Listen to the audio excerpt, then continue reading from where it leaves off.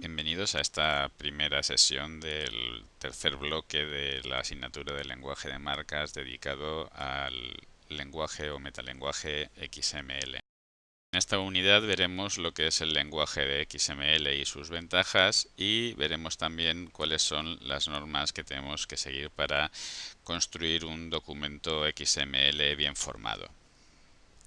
XML es un subconjunto de un lenguaje más general denominado Standard Generalized Markup Language o lenguaje de marcas general, que se ha adaptado para su utilización a través de Internet. XML, que son las iniciales de Extensible Markup Language, no es un lenguaje en sí, sino que es un metalenguaje o digamos las reglas necesarias para definir nuestros propios lenguajes. Un documento XML podría ser similar a lo que tenemos en pantalla. En este tendríamos un documento en el cual definiríamos un libro, y dentro del libro habría propiedades como el autor, el título o el precio. Bien, las ventajas que derivan de XML son, por una parte, que es un lenguaje que es fácilmente interpretable por los humanos, ya que es legible, y por otra parte también es fácilmente interpretable vía software, ya que al ser un lenguaje con marcas y con una sintaxis muy rígida, es muy fácil realizarle un análisis sintáctico. A diferencia de HTML, XML es un lenguaje que no está orientado a la visualización ni a la presentación de los datos, sino todo lo contrario, está orientado a lo que es el almacenamiento, intercambio y conversión de la información. Tal y como tenemos en el gráfico, un documento XML podría visualizarse con una cantidad muy diferente de formatos. Bien, ¿cómo es un documento XML? Pues un documento XML tiene principios similares a HTML, es decir, también se construye a partir de etiquetas, solo que en este caso las etiquetas no están predefinidas, sino que las definiremos nosotros. En este caso, por ejemplo, tenemos una etiqueta autor que tiene un atributo país con su valor correspondiente. Dentro de la etiqueta autor tenemos el valor para esa etiqueta. Decimos que un documento XML está bien formado cuando se describe, o sea, se ajusta a una serie de reglas descritas en la especificación oficial del W3C.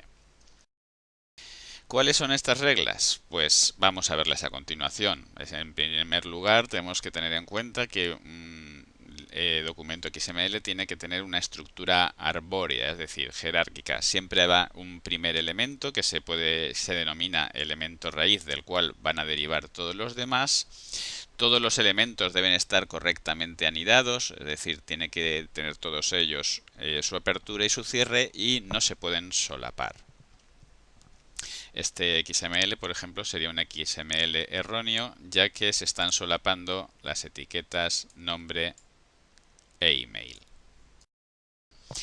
Una estructura como la que hemos descrito podría ser la que estamos visualizando a continuación. Tendríamos un elemento mensaje que tendría 4 elementos dentro de él: el remitente, el destinatario, el asunto y el texto, y a su vez tanto remitente como destinatario como texto tendrían elementos que lo componen.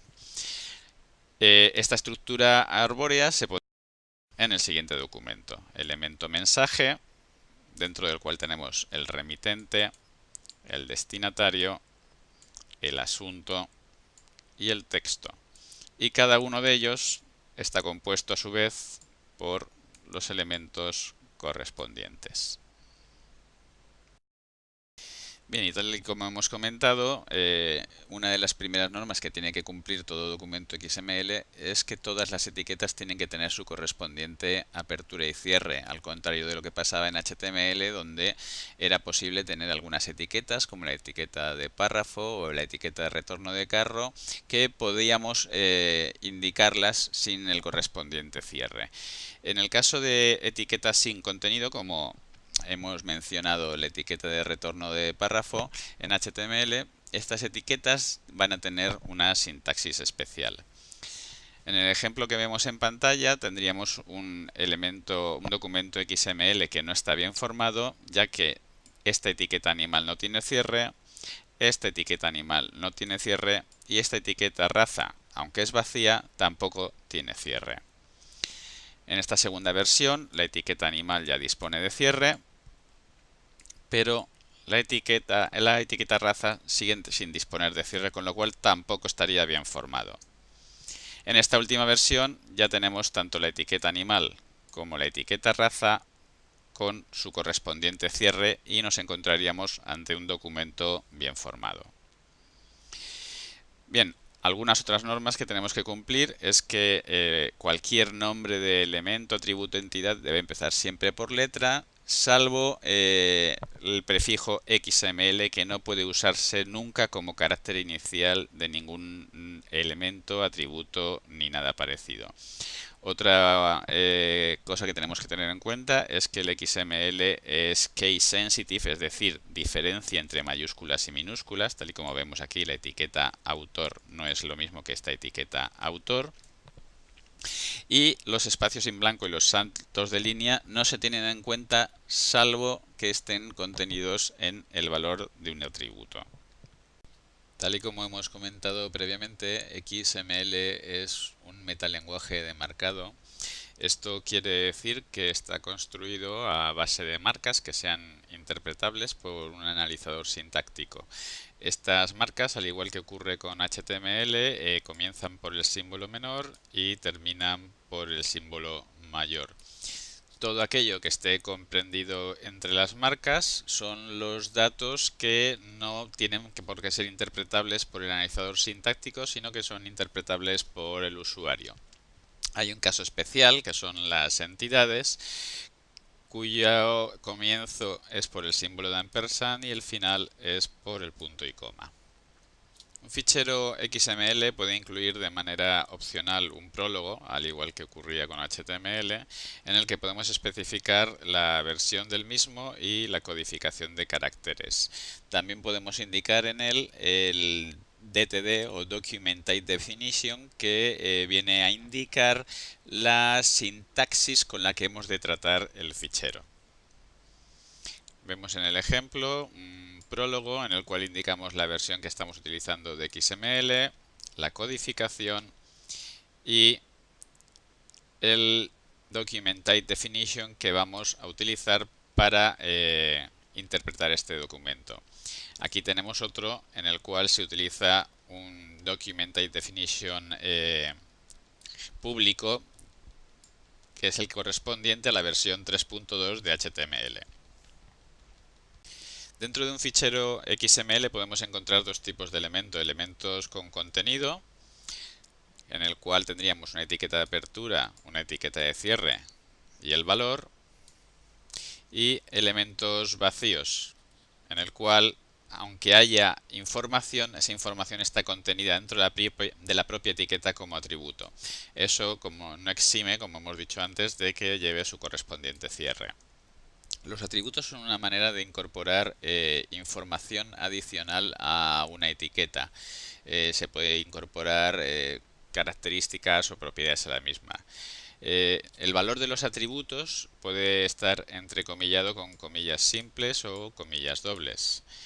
En el ejemplo vemos la etiqueta verdura, que tiene un atributo clase con valor zanahoria y un atributo longitud con valor 15 pulgadas y media.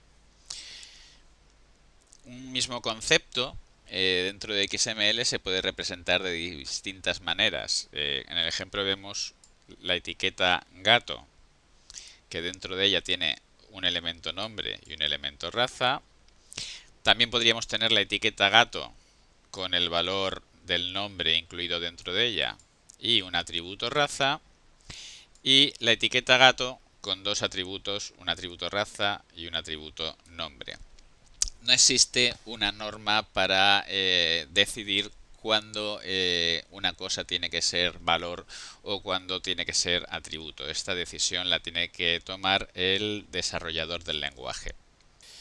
En XML se definen 5 entidades predefinidas para evitar problemas que pueden derivarse de la utilización de determinados caracteres que son reservados del sistema, como es el carácter de ampersand, el carácter menor, el carácter mayor y las comillas. Para ello se definen las correspondientes entidades asociadas.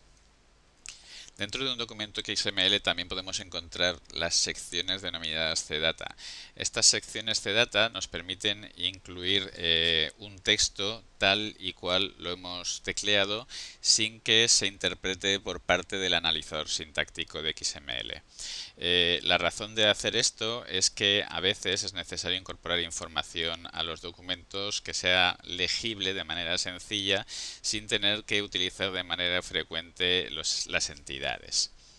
En el siguiente ejemplo vemos una etiqueta en la cual hemos tenido que incorporar un código HTML y para que sea legible o analizable por el analizador sintáctico hemos utilizado las entidades predefinidas de menor, mayor.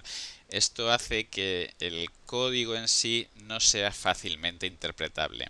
La solución a esto es incorporar una sección CData, tal y como la vemos aquí, en la cual sí podemos ya especificar el código HTML tal y cual lo queremos incorporar. Bien, por último, tenemos que ver cómo insertar comentarios en un documento XML. Para insertar un comentario se hace exactamente en el mismo formato que lo hacíamos en HTML y al igual que pasa con el resto de los lenguajes, estos comentarios son ignorados por el analizador sintáctico.